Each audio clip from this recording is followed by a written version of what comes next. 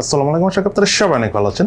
IPhone AC যে ভার্সনটা রয়েছে সেটা সম্ভবত অ্যাপল বন্ধ করে দিতে পারে, কারণ আইফোন এসি 3 বলেন বা এসি 2023 এই দুটোর কোনো ফোনই এই বছর যে মার্চ এপ্রিলে আসার চান্স ছিল বা মে মাসে আসার কথা ছিল সেটা আর আসবে না। ইনফ্যাক্ট 2024 সালে যে এই ফোনটা আসার খুব একটা চান্স নেই। তার প্রধান কারণ হলো তাদের যেই অ্যাপলের যে প্রসেসর তৈরি করে বেশ কিছু কোম্পানি রয়েছে, ম্যানুফ্যাকচারিং কোম্পানি চায়নাতে, তাদের কিন্তু নানা রকম করোনার কারণে, লকডাউন শাটডাউন নিয়ে প্রচুর ঝামেলার কারণে আইফোন 14 সিরিজের ফোনই কিন্তু এখন তারা প্রডিউস করতে পারতেছে না, প্রোডাকশনও কমে গিয়েছে ওভারঅল।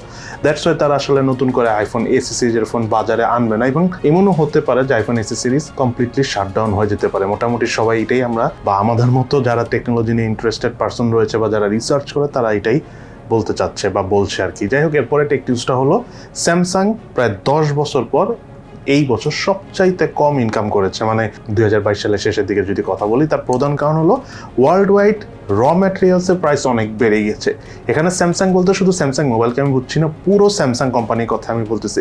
স্পেশালি কম্পিউটারের যে প্রোডাক্টগুলো রয়েছে, স্পেশালি তারা হার্ড ডিস্ক তৈরি করে থাকে, যেটা তাদের হার্ড ডিস্ক অনেকই পপুলার। আপনারা জানেন যে এসএসডির জন্য স্যামসাং এই মুহূর্তে ওয়ার্ল্ডের নাম্বার 1, স্পেশালি M.2-র জন্য। সো সেই জায়গায় তারা এখন প্রোডাকশনে তাদের অনেক কস্টিং বেড়ে গিয়েছে।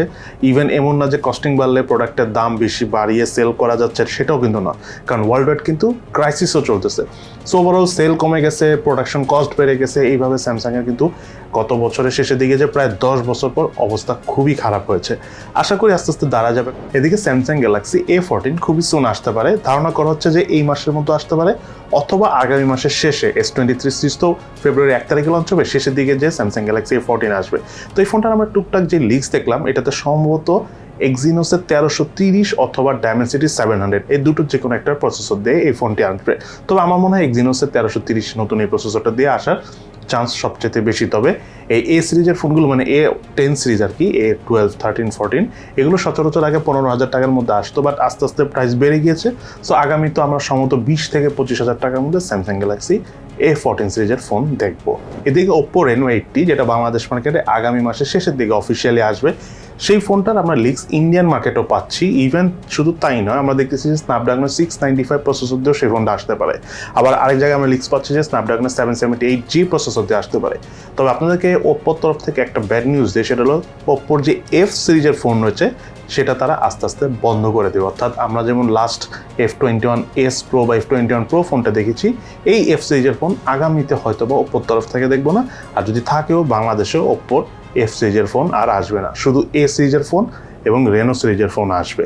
তো যাই হোক, Reno 80 আগামী মাসে আসবে, তখন আমরা এই ফোনটার ফুল রিভিউ ভিডিও ইনশাল্লাহ আপনাদের কাছে নিয়ে আসার ট্রাই করবো। দেন আমাদের আজকের দিনে সর্বশেষ নিউজটা হলো, অবশেষে Realme 10 ফোনটা ইন্ডিয়ান মার্কেটে লঞ্চ হয়েছে 13-14 হাজার রুপির মধ্যে, মিডিয়াটেক হেলিও G99 প্রসেসর দিয়ে। ফাইনালি এই ফোনটা বাংলাদেশও হতে পারে আগামী 15-20 দিনের মধ্যে আনঅফিসিয়ালি অ্যাভেলেবেল হয়ে যাবে। অফিসিয়ালি আসবে, তবে সেটা একটু সময় লাগবে। যতদূর আমরা জানি ফেব্রুয়ারি, মার্চ বা এপ্রিলের সময় যে এই ফোনগুলো আসতে পারে। তবে যেটা বলতে চাচ্ছিলাম, এই ফোনটার রিভিউ আমাদের চ্যানেল থেকে খুবই সুন আপনারা পেয়ে যাবেন। একটা কথা আপনাদেরকে বলে রাখি, অনেকে আমাদেরকে জিজ্ঞেস করে থাকেন যে কেন আমরা রুপিতে প্রাইসটা বলে থাকি আপনাদেরকে।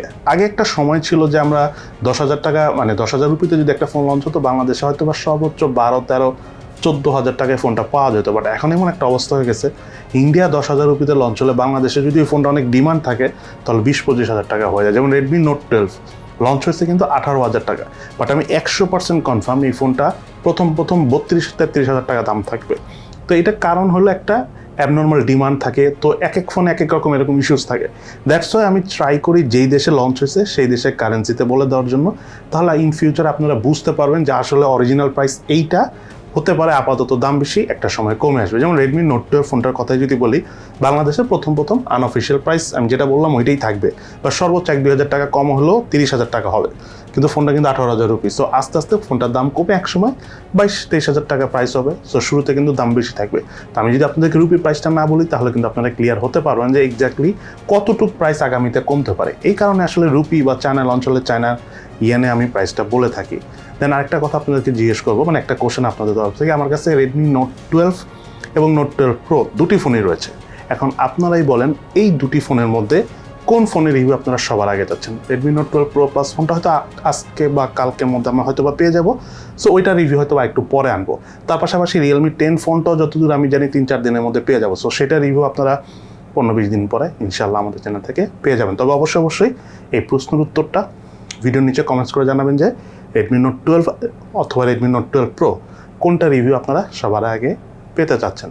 সো এই হলো আমাদের আজকের ভিডিও। সবাই ভালো থাকেন, সুস্থ থাকেন, ইনশাআল্লাহ দেখা হবে ফিউচারে।